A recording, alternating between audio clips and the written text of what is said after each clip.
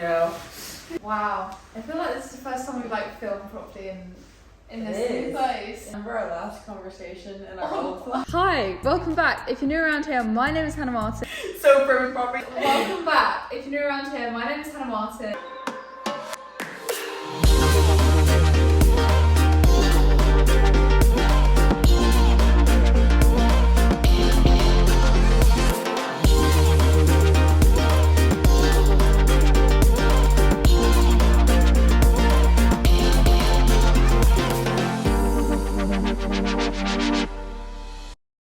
And today I am joined by my lovely flatmate, Reagan Huxell. You would have seen her on the channel plenty of times by this point, but you haven't been on it because we've had summer. Yeah, it's been a while. It's been a hot minute. But Reagan is back, and today we're gonna chat. We were talking about a few topics we could discuss during this video, and I think one of the biggest ones came up from some of the Q&As I put out on my story on Instagram. Follow that, by the way, if you want to be in the know-how. One of the biggest ones was confidence. Having low confidence or sometimes struggling with confidence isn't just as a student. This continues, unfortunately. It does. Into the profession. We even having a conversation one night with a bunch of dancers and some like incredible artists, and how that, like, hearing how they also struggle with that lack of confidence. It really opens your perspective to realize that I think a lot of the issues that we struggle with, you think that you're the only one, or that you can validate yourself by almost like hating on yourself even more, being like, oh well, I can struggle with low confidence because I'm the worst one in the room, or you like think about these things in your head and you're like, nobody else struggles with it because their technique is so perfect, or why would they ever struggle with confidence because look at them. And I think it's realizing that other people might look at you in the same way, and that everybody kind of can struggle with this low confidence thing. It's so true. And the thing even with confidence is the fact that confidence affects your dancing so much. Even when you're not feeling confident, you're like, okay, just gotta go for it. Like, I don't know where I'm gonna fake it till I feel it today. But realizing that just stepping out with confidence really changes it. It really does. Before I lacked confidence because I was like, I feel like I'm the worst one in the room, so I don't deserve to feel confident amongst these people. No matter what, even if you're maybe technically not at your best, if you come in with a confident attitude, like, it transforms the way that you dance. It does. It does. So I think, I mean, some days are better than others, let's be honest. Yeah, like, they are. I don't want to say, I don't like, basically this kind of video isn't to say we have all the answers, we've got it all sorted out. It's more to say, if you're struggling with like low self-confidence, you are not the only one in this situation. Every dancer, every day, has to combat some sense of self-doubt. And I think the more you move forwards in your profession, the better you get with dealing with the self-doubt. Rather than the self-doubt just like completely going away, like, you realize when you go into like mental loopholes. I mean, that's what I'm experiencing anyway. Right. Like, when you start to feel, oh wow, I'm really starting to doubt myself. Yeah, I'm sure. What is it that's triggering? I feel like for me, like, what is it that's triggering it is the first thing that I'm trying to ascertain. Sometimes it can be really simple. I need a bit more sleep, Yep. a bit more rest, some good nutrition, Yeah. and I'll be back like the next day and I'll be like, oh, I feel great again. I feel so much better. Yeah, a poor night's sleep can really affect your confidence. Really, like, so Performance. if you're struggling with low self-confidence, have a think about, have you been sleeping? Have you made sure that you're, getting enough fuel in there to make yourself feel like you have energy to combat that self-doubt? So sometimes when I don't have energy, I let it just sit on top of me. Yeah. And that's like the worst thing. It's the worst. But then sometimes you're just like, I just don't have energy to like fight these thoughts. Mm-hmm. I don't know if you ever... I have that sometimes too. And on days where I haven't slept, a lot of the times, like Hannah said, it hits you a little bit harder and your thoughts are a little bit more irrational. Like, my mom always says that fear makes a coward of us all. Not fear, like fatigue, sorry, not fear. Fatigue makes a coward of us all. I mean, fear, I guess, would do the same. Another topic. Yeah, fatigue can make it's really easy when you're tired to notice, like, I notice that I have a lot more negative thoughts sometimes.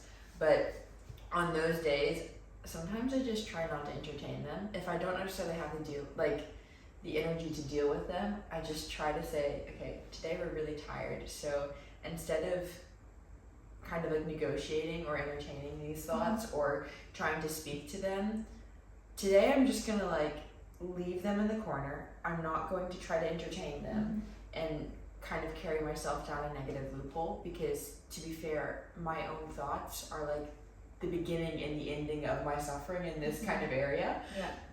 And so I'm not going to necessarily try to speak to them, but I'm also not going to let them affect my work today. And so kind of just leaving them there until I can either go home in that evening and then like journal, call mom, talk to a friend, go outside, and a lot of the times with a little bit of sleep and a little bit of food, like they go away. And so I think sometimes realizing that we, even in ourselves, can be our own worst enemy, and entertaining those thoughts can actually almost give them more power in a way when they're not necessarily thoughts birthed out of a situation that we're coming up against, even in the studio. It's kind of just like, I'm really tired, and this little negative voice seems to be rearing its head a little bit more. Yeah. So totally agree with that. Like sometimes just compartmentalizing and be like, yep, I'm feeling this right now, but I'm just going to put it to one side and take it step by step. Yeah. Sometimes I'm just like in class, I'm like, okay, I'm just going to focus on each exercise at a time and try and do it that way, instead of trying to be, you know, the prima ballerina that day. I'm just going to try and take it tendu by tendu, you know, jeté by jeté. I think what you're making a really good point here is that some of these thoughts, they're just a day thing, and then you'll never think of that thought again. It's just that day.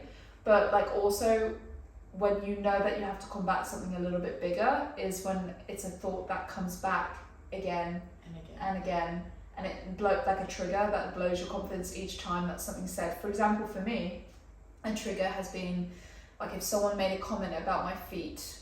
This is a ballet dance talk, but someone said something like, oh, like your feet looked awful in that, or like, I mean, no one would say that, but like if someone commented on my point shoes, they're like, oh, I don't know if they really suit your foot shape, or if a choreographer was like, and he was looking at my feet, and I'm like, oh, it's because my feet, they just like it. Then I get really like triggered, and like I'm not good enough. My feet have never been like my strong point. I've worked so hard, but it's never going to get better. And then I start going down this like draining of all the confidence that I had.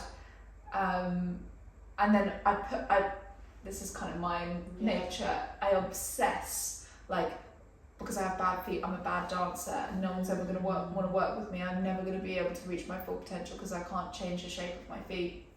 And it like, the whole world becomes so small, and all my confidence drains out because I'm just focusing on this one thing that I'm working on improving, and they have got a lot better.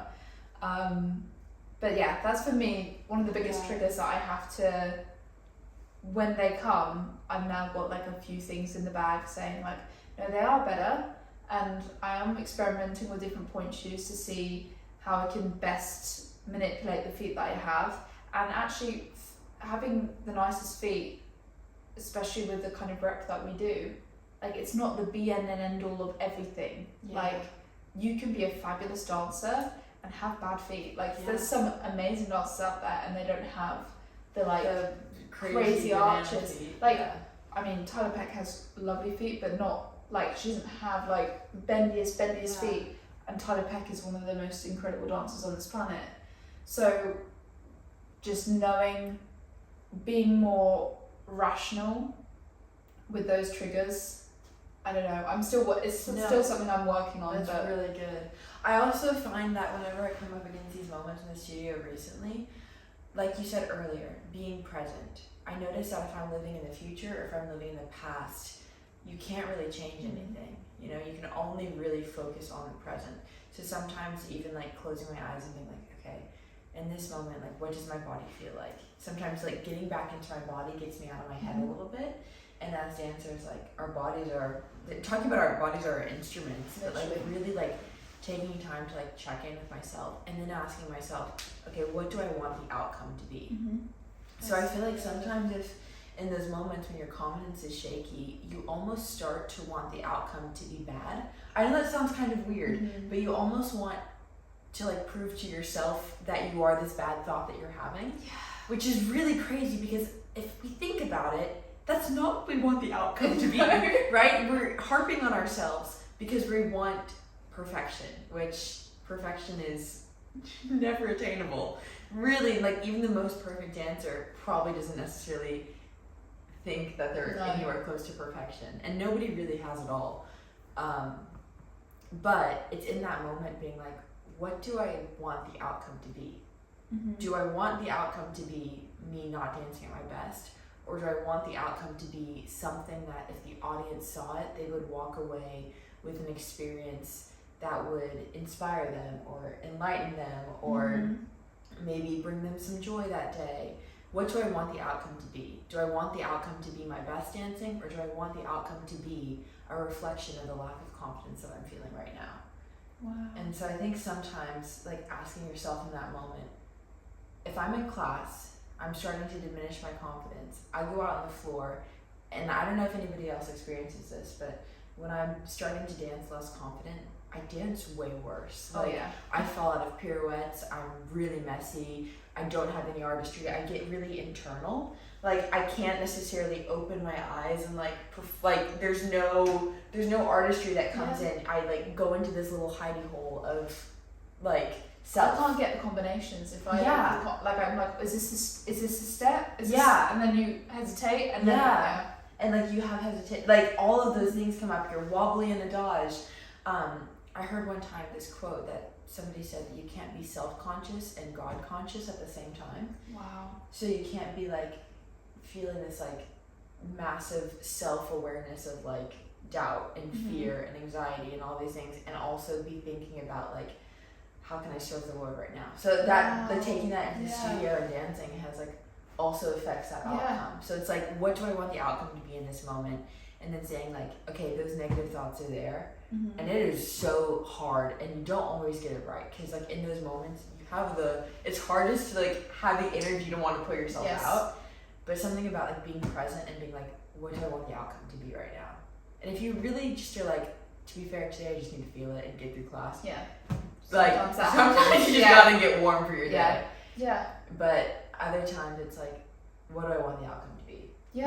That's so and going from there. That's so sort of like thinking of, I think also like the way I'm understanding this as well is like, at the end of the day, how do you want to feel? Like at the end of the day, even if you had low confidence, even if you weren't dancing at your best, knowing that you tried anyway, knowing that you tried, even if you weren't successful in combating those thoughts today, it's like practice, isn't it? Like practice makes perfect or progress.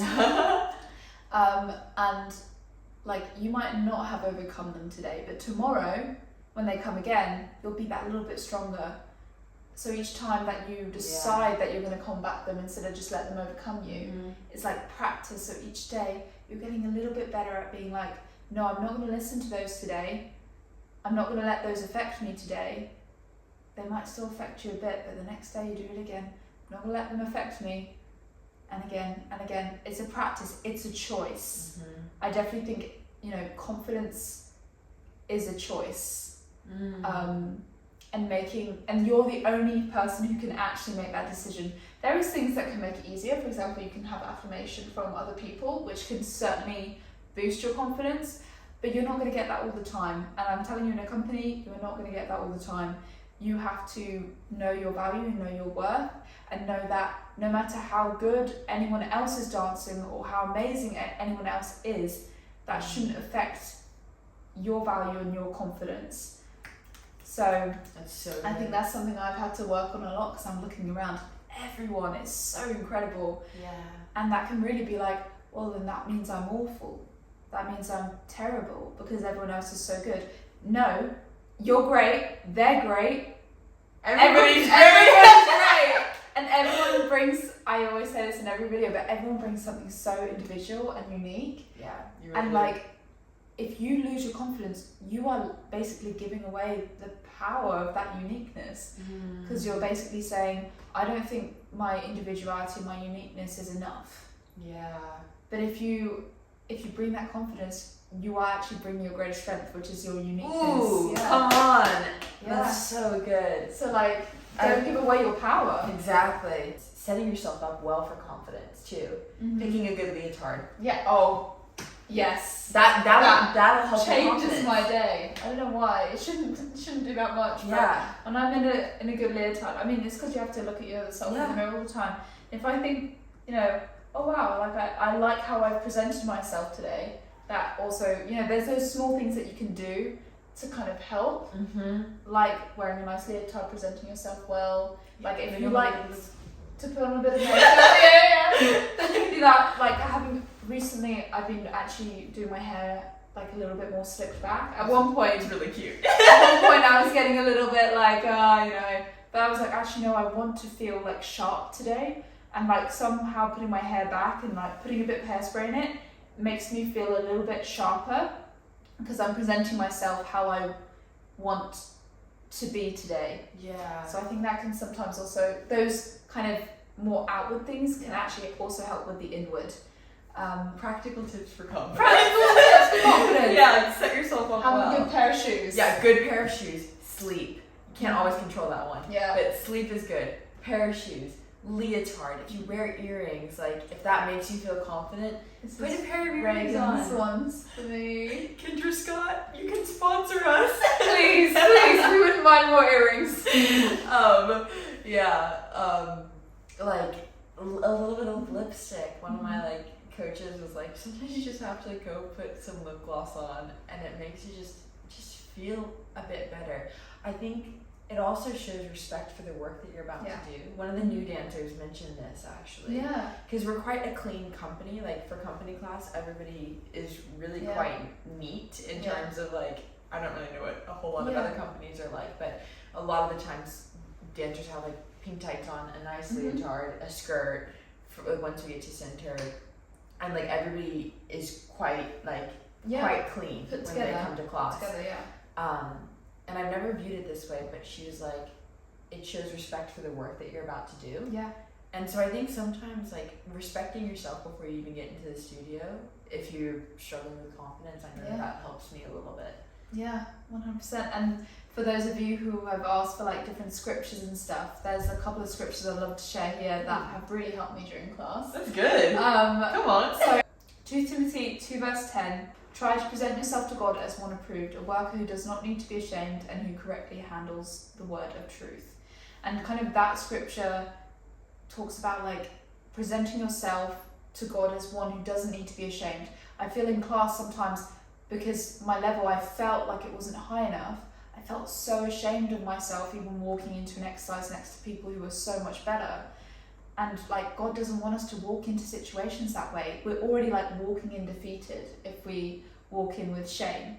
So like God wants us to walk into these situations unashamed.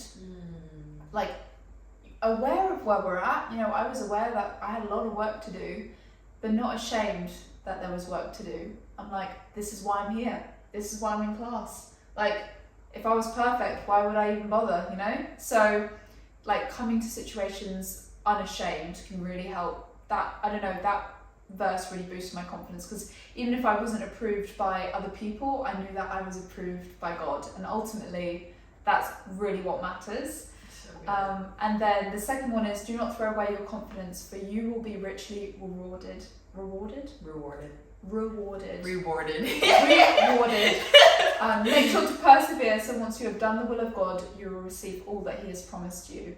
And I just think that's, I love the first bit, do not throw away your confidence. Like, you literally are holding it, and you can either you can decide whether to discard it, or like, it takes a while. Sometimes it's like you're literally holding on to it, but don't throw it away, because once you persevere through that, you can like reap all the benefits basically.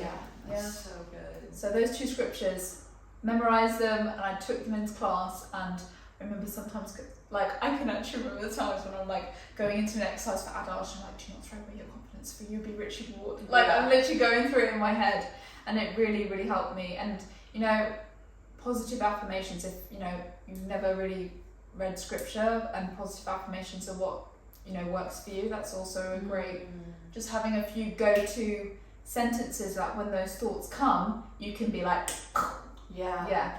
So if you do struggle with negative self-talk, I think having just those ones that you can just pump out to like punch out the great. yeah. I think also being mindful about how you talk about yourselves, especially out loud. I noticed that in some circles, a lot of people will speak badly about themselves, but remember that you're listening.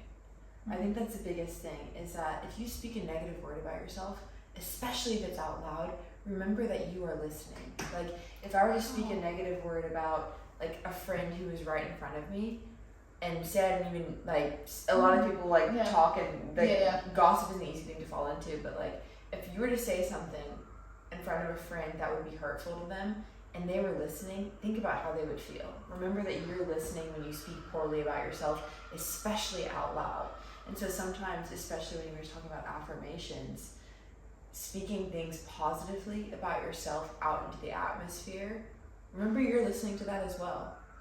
Like, that's so good. So you're in your own head all the time. So sometimes it's hard, like, to change that narrative and that loop.